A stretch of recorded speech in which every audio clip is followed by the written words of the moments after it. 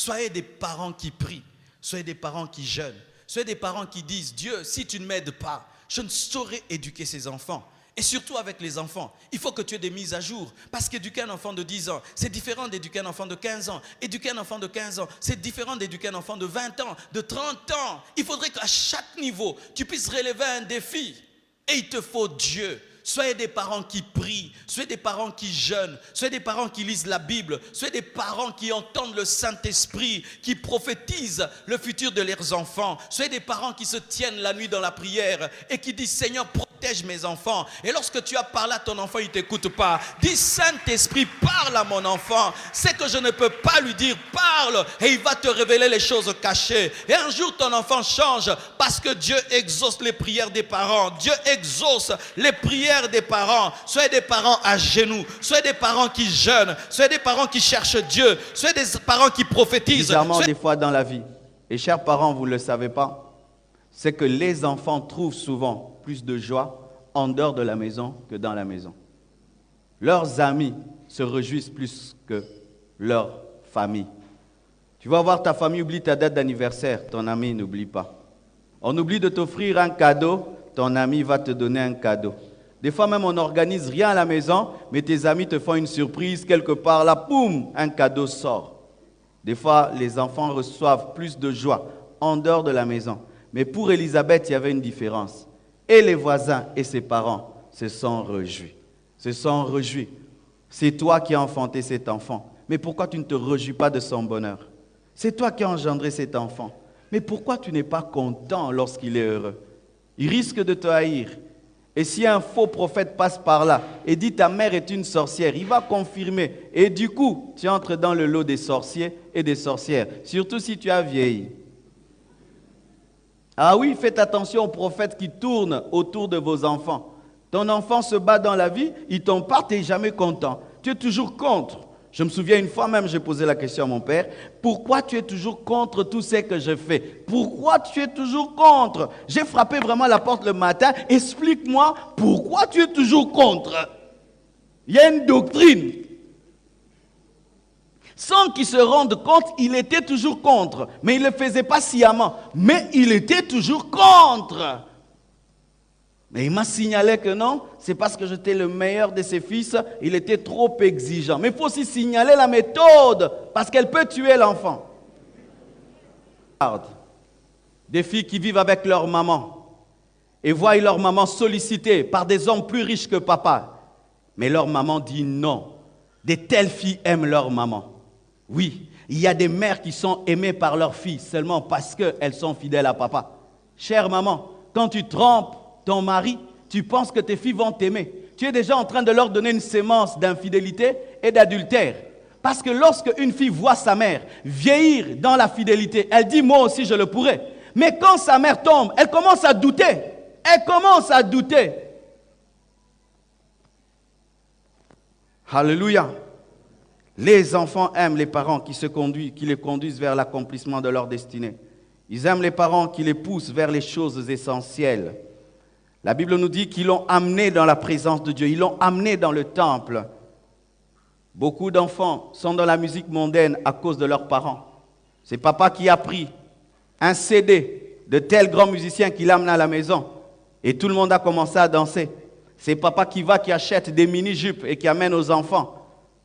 Et il se retrouve dans le péché parce que c'est papa. C'est papa qui a amené un peu d'alcool, l'a donné à tout le monde, buvait un peu. Et demain, son fils devient un ivrogne, mais qui a acheté la première boisson, la première bière? C'était papa. C'est papa qui l'a entraîné à boire, c'est papa qui l'a entraîné à danser, à aller dans les boîtes, c'est papa. Mais c'est merveilleux lorsque c'est papa qui t'a appris à prier, qui t'a appris à jeûner, qui t'a appris à intercéder, qui t'a appris à craindre Dieu. Là, c'est merveilleux lorsque c'est papa qui t'a aidé à avoir foi en Dieu, c'est papa qui t'a aidé à te purifier, à te sanctifier. L'une des personnes qui m'aide à être sérieux dans le ministère, c'est mon père. C'est mon père. Il me dit toujours, Marcelo, le jour que tu deviendras un faux pasteur, nous allons te régner. Ne va pas servir Dieu pour nous amener les offrandes. Même quand tu sais qu'on a des problèmes, ne va pas prêcher pour nous donner l'argent. Une fois, je suis allé les visiter il y a très longtemps. Ils passaient par des moments difficiles. Et ma mère m'a suivi. Elle a remarqué que j'étais touché. Elle m'a dit, on t'a dit toutes ces choses pour que tu pries, mais pas pour que tu ailles servir Dieu et nous donner l'argent. S'il y a des gens qui m'aident à rester pur, ce sont mes parents. Et la première fois que je suis allé à Mbujimaï, mon père a prié pour moi et il m'a dit, j'espère que tu ne vas pas à Mbujimaï pour le diamant, mais tu vas pour les âmes. Alléluia. Alléluia. C'est pourquoi... Merci de m'envoyer à l'école, parce qu'il trouve, mais il doit le faire. Mais en ce lieu, il y a des enfants qui, pour que les parents payent les études, il faudrait parler, parler, parler, parler. Et c'est là que papa débourse, pas la totalité même du Minerval, la moitié, et le reste, tu dois te débrouiller. C'est alors que tu comprends la grâce d'avoir un père qui te paye tes études sans que tu puisses demander. C'est pas parce que nos parents se battent de faire leur part que nous devons les considérer comme des machines à amour, sans jamais savoir que eux aussi, en retour, ont besoin d'amour. Et lorsque on grandit et qu'on a fondé une famille, souvent nous oublions aussi d'aimer nos parents parce que les bonnes actions qu'ils ont eu à poser à notre avantage se retrouvent tellement loin de nous. 20 ans, 25 ans en arrière, c'est quand il t'a nourri. 25 ans en arrière, c'est quand il a payé tes études. Et ça fait tellement très longtemps qu'il a fait que tu risques même de te comporter face à lui comme s'il n'a jamais rien fait, tellement qu'il y a longtemps qu'il t'a vêtu que tu oublies que ta mère, pour te vêtir, elle a vendu ses bijoux. Ton père, pour que tu ailles à l'école, il portait peut-être un seul pantalon, mais après des années, quand on devient un grand monsieur, on oublie facilement tout cela, tous les sacrifices que les parents ont faits. Un jour, ton père partira. Un jour, ta mère partira. Et toi aussi, tu deviendras père et tu es déjà père, tu partiras. Et il faudrait que lorsqu'on compare ce que ton père a fait, ce que tu as fait, qu'on dise que tu étais la deuxième maison. Il faudrait que lorsqu'on compare ta mère et on compare ta vie, qu'on puisse dire tu étais la deuxième maison. Dieu est un Dieu générationnel et même transgénérationnel. C'est un Dieu de renouvellement. C'est un Dieu de relève. C'est pourquoi il s'appelle le Dieu d'Abraham, le Dieu d'Isaac, le Dieu de Jacob. Il ne reste pas que le Dieu d'Abraham. Il devient le Dieu d'Isaac.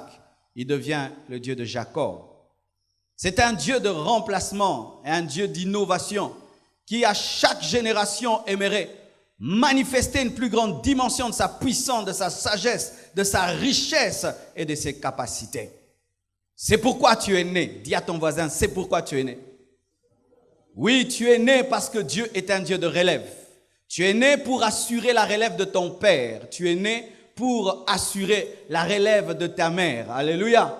Tu es né pour amener des nouvelles choses. Tu es né pour amener l'innovation. Tu es né pour faire avancer le plan de Dieu. Tu es né pour cela. Alléluia.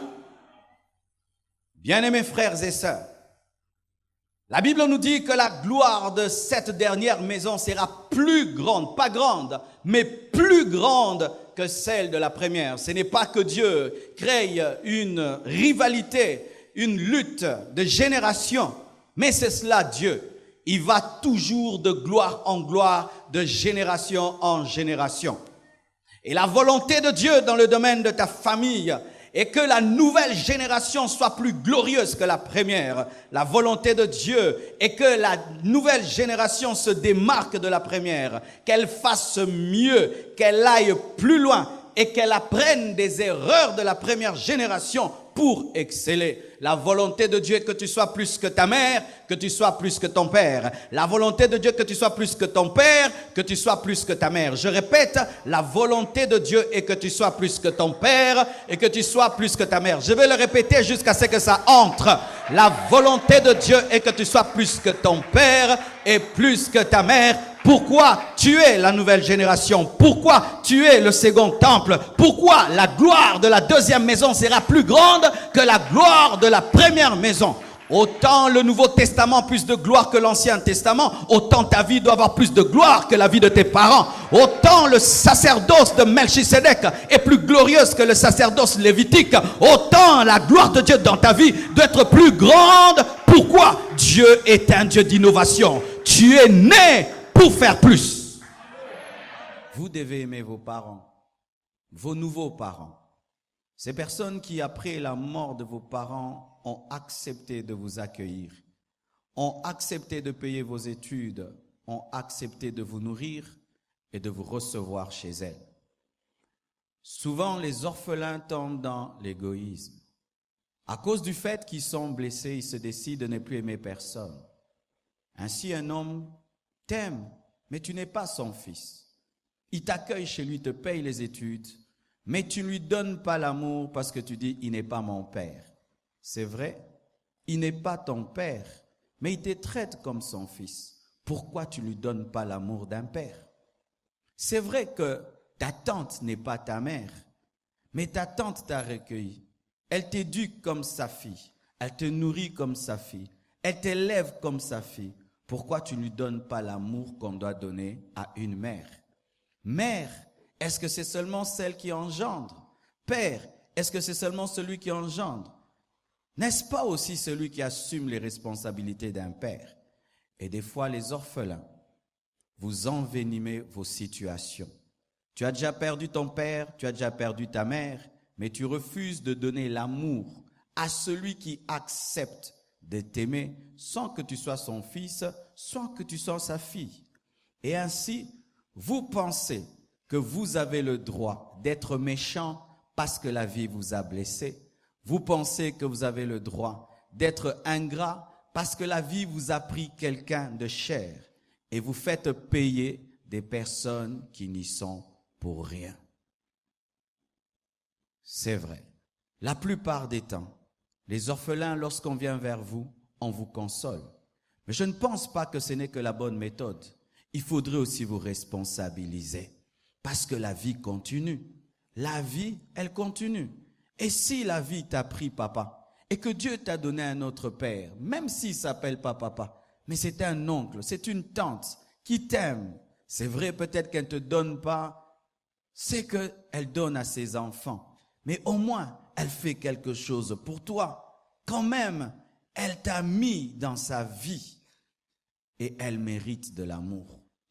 Alors, des fois, ça blesse. Ça blesse un père adoptif ou quelqu'un, un tuteur, lorsqu'il entend crier un orphelin, ce n'est pas mon père, ce n'est pas mon père, ce n'est pas ma mère, ce n'est pas mon père, ce n'est pas ma mère, alors que l'autre te traite comme son père et comme sa mère.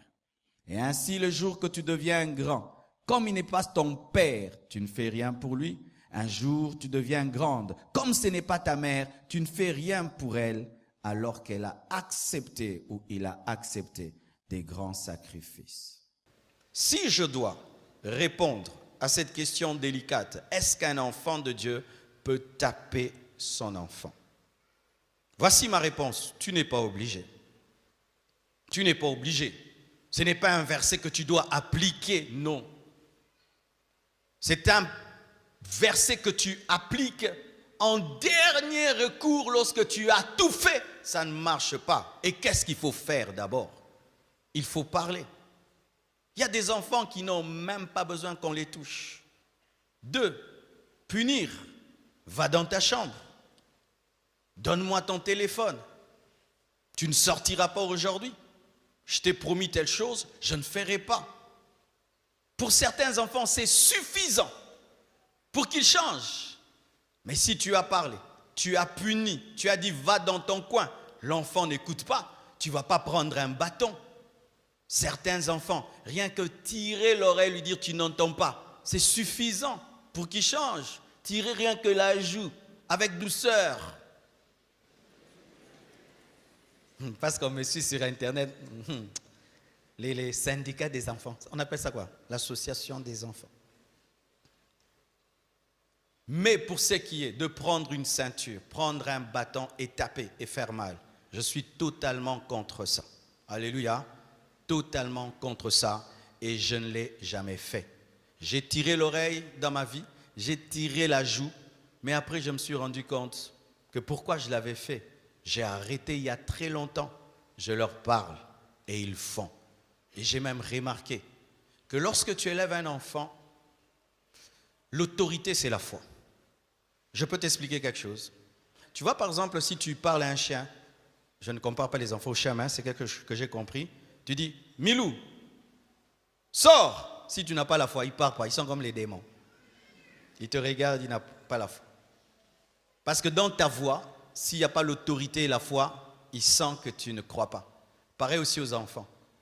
Les enfants, quand tu leur interdis, s'ils ne sentent pas en toi de l'autorité, ils ne pratiquent pas.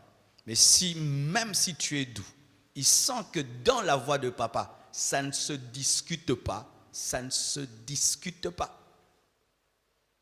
Papa, je vais sortir. Non, tu ne sors pas. C'est tout. Je n'ai pas besoin de chanter ça. Tu ne sors pas, tu ne sors pas. Je n'ai même pas besoin d'élever la voix. Tu ne sors pas. Je peux même dire, tu ne sors pas. Et ce sera, tu ne sors pas. C'est tout. Je n'ai pas besoin de crier. Mais pourquoi, quand je dis tu ne sors pas, il ne sortira pas? Il sait que je le fais par amour. Ce n'est pas que je vais le faire souffrir, ou qu'il était déjà sorti et qu'il doit se reposer, et ce n'est pas le moment, il y a plus à faire, il doit étudier, il doit ceci. Et quand l'enfant sait que c'est pour son bien, il se soumet. Alléluia. Ah, il y a des choses qu'on fait dans les écoles. Hein. Toi, le parent même, tu n'oses pas faire ça à ton enfant. Tu vois la madame qui prend des bics et qui met entre les doigts. Qui a connu ça? Moi, j'avais une madame, elle s'appelait Madia. Maman Madia, Maramosalanga. Elle nous mettait des bics entre les doigts. Et puis elle appuyait. Elle appelait ça moto. Si elle appuie, tu fais ça. Elle nous mettait les pieds en bas. Plutôt la tête en bas, les pieds en haut. Tu es de la 6e, on te ramène en 4e. Devant les enfants. Les pieds sur le tableau. Et la tête en bas. Et tu commences à pleurer devant tous les enfants. Elle s'amusait. Mais quand on a fait des recherches, elle n'avait pas d'enfants. Avec une telle femme, Dieu ne peut pas lui donner des enfants. Une telle méchanceté. Un chrétien qui bat ses enfants, sûrement qu'il a un problème de douceur, il a un problème d'amour, il a un problème de leadership, il a un problème de maîtrise de soi. C'est pourquoi la Bible dit que si tu ne sais pas prendre soin de ta maison, comment pourras-tu gérer la maison de Dieu? Oh oui, mon frère, je viens chez toi à la maison, je te vois tabasser tes enfants. Si tu es pasteur, j'amène pas mes enfants à l'écodime. Parce que si tu peux faire ça à tes enfants, qu'est-ce que tu feras aux miens? Bien-aimé, si lorsque tu es en colère, rapidement c'est la main qui vient à ta rescousse, sache que tu as un problème de maîtrise, d'amour. Tu dois prier Dieu. Les enfants s'habituent à la douleur. Avant, quand nous tapait, on pleurait. Mais plus le temps passe, tu ne pleures plus. Et quand les enfants ne pleurent plus, quel est le piège pour les parents? Tu dois monter maintenant dans le niveau de la violence. Et un jour, tu vois papa, vraiment, il enlève la chemise et te dit, on va se battre. Tu vas commencer avec une gifle. Et puis demain, ce sera la ceinture. Après, ce sera quoi? Ce sera un bâton. Et puis ce sera un barre de fer, et puis tu le mettras en prison, et tu seras sans puissance et sans force. Mais celui qui parle aura toujours des paroles, mais celui qui bat n'aura plus de méthode. Alléluia. Sa famille. Mes frères, l'homme est un animal social qui a besoin d'appartenir à quelque chose. C'est pourquoi tu vas voir, tu peux aller dans une fête, les gens font des groupes, et toi tu te retrouves sans groupe. Que tu le veuilles ou pas, tu te sens bizarre, n'est-ce pas? Ils causent tous entre eux, ils ne parlent pas avec toi. Tu te sens bizarre. On salue tout le monde, sauf toi, tu te sens bizarre. Mais Dieu nous a donné un groupe qui ne rate jamais. Que la famille Kabongo vienne, tu es famille Kabongo. Alléluia. Que les Mulumba viennent, tu es Mulumba. La famille te permet d'avoir un groupe permanent. Tu appartiens à un groupe Kabongo, Mulumba. Et c'est important de savoir qu'on appartient à un groupe. Dieu qui a créé l'homme sait que l'homme a besoin d'appartenir à quelque chose. Ça te donne de l'équilibre. Pendant que je parle là, je sais que il y a des frères, il y a des sœurs. Je sais que s'il y a un problème, il y a un groupe de gens qui va intervenir parce que nous avons le même nom et le même sang. Un enfant qui est choyé dès l'enfance grandit équilibré. Et il fera de même à ses enfants. Et ainsi il va répercuter toute une famille heureuse parce qu'il voudra donner le même amour qu'on lui a donné à ses enfants. Est-ce que tes enfants savent c'est quoi être aimé? Est-ce qu'ils savent c'est quoi être aimé? Eh bien, s'ils ne savent pas, c'est facile qu'ils soient des parents qui battent, qui abandonnent et qui rejettent leurs enfants parce qu'on fait souvent ce qu'on a vu. C'est qu'on a vu. Dieu nous donne des familles pour avoir des amis, pour ceux qui ne savent pas. Dieu t'a donné un frère pour qu'il soit ton ami. Dieu t'a donné une sœur pour qu'elle soit ton amie. La plupart des temps, nous cherchons des amis en dehors de la maison. Alors que ton frère, c'est ton premier ami. Avec qui on a joué pour la première fois? Les frères, avec qui on a joué au bill. Nos frères, avec qui on joue au ballon. Nos frères. Mais quand on grandit, on jette ses amis d'enfance. Qui te connaît plus que ton frère? Qui te connaît plus que ta sœur? Ton ami, il t'a rencontré à 15 ans, 16 ans. Mais regarde, tu es ennemi à ta sœur, ennemi à ton frère, mais tu as tes amis, mes amis de l'école, mes amis de l'université. Ils t'ont connu à l'université. Et peut-être ils t'ont connu parce que tu étais brillant.